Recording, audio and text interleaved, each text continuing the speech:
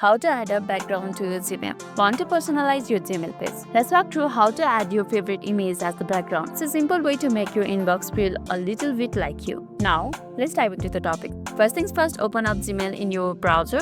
I'm already inside my email or Gmail. Once you're inside the Gmail, simply tap on the setting icon, which is right over here on your top right corner between Gemini and help section. Tap on it.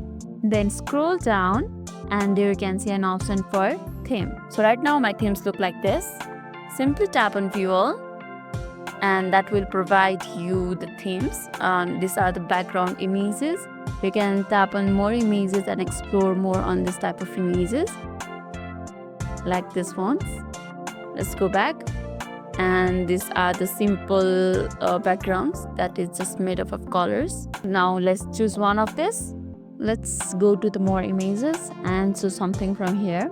Let's choose this one and see how it looks like. I think this looks fine, and if you are not happy with it, you can just edit it from here too. This one is for text background. You can change it to the light or a dark like this one. This is for your inbox, and this is very nice that makes the corner darker. If you tap on this one, it will make the corner darker.